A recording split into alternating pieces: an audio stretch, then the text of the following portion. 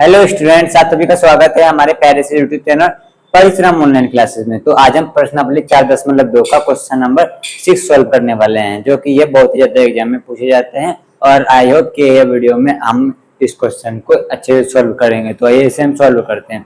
Solve करने से पहले आपसे एक छोटी सी रिक्वेस्ट है, हमारे यूट्यूब चैनल पर अगर आप नए आए हैं तो प्लीज हमारे यूट्यूब चैनल को सब्सक्राइब करके बेल बटन नोटिफिकेशन जरूर दबा लीजिएगा, क्योंकि इससे आने वाली सभी लेटेस्ट वीडियो का नोटिफिकेशन आपके पास सबसे पहले पहुंचेगा। तो आइए इसे हम सॉल्व करते हैं बिना टाइम वेस्ट किए। तो सबसे पहले डेल बराबर हम यहाँ पे लिख लेते हैं। तो ये पहले डेल बराबर जो हमें दिया गया वो यहाँ पे हम लिख लेते हैं। तो हो जाएगा 0 minus A B A 0 C minus B minus C 0। Del बराबर ये हो गया। अब इसमें क्या है, हम इन सब से जो है माइनस कॉमन ले लेते हैं, मतलब C1 C2 और C3 से हम माइनस कॉमन ले लेते हैं। तो डेल बराबर हो जाएगा, मतलब माइनस कॉमन लेंगे तो माइनस में बाहर आ जाएगा।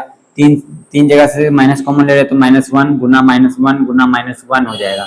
और यहाँ पे क्या हो जाएगा, यहाँ पे जहाँ जहाँ माइनस है वहाँ प्लस हो जाएगा। यहाँ 0 हो गया, प्लस में ए हो गया और यहाँ पे माइनस में बी हो गया।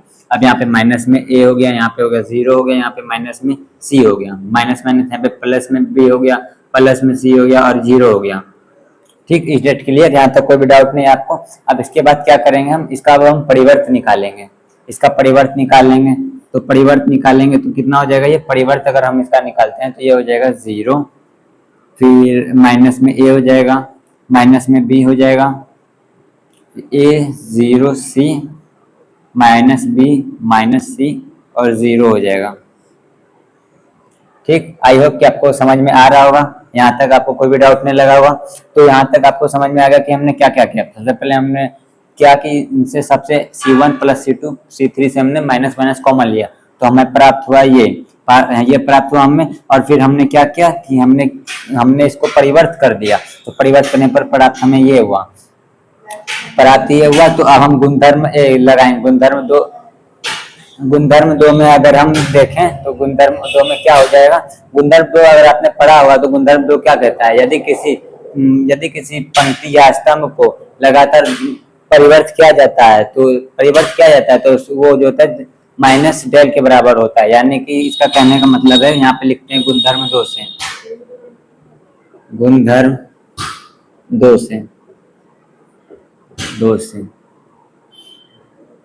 तो गुणधर्म दो में क्या कहता है, डेल बराबर कहता है माइनस डेल। यानी कि माइनस डेल आए, ये माइनस डेल को इधर हम प्लस इधर लेंगे तो ये प्लस हो जाएगा, डेल प्लस डेल बराबर में हो जाएगा 0। अब डेल प्लस डेल हो गया 2 डेल बराबर हो गया 0 और डेल बराबर हो गया 0/2। अब ये दो से अगर हम 0 को भाग देंगे तो 0 हो जाएगा और डेल बराबर हमारे पास आ गया 0। जो हमें प्रूफ करने बोल रहा था, हमें बोला था 0 प्रूफ करने बोला था और हमने प्रूफ कर दिया, वो भी गुणधर्म के प्रयोग से। तो आई होप कि आप लोग को वीडियो समझ में आई होगी और आप लोग को कहीं पे भी कुछ डाउट नहीं लगा हो। तो यहाँ तक बनाने के लिए थैंक्स फॉर वॉचिंग।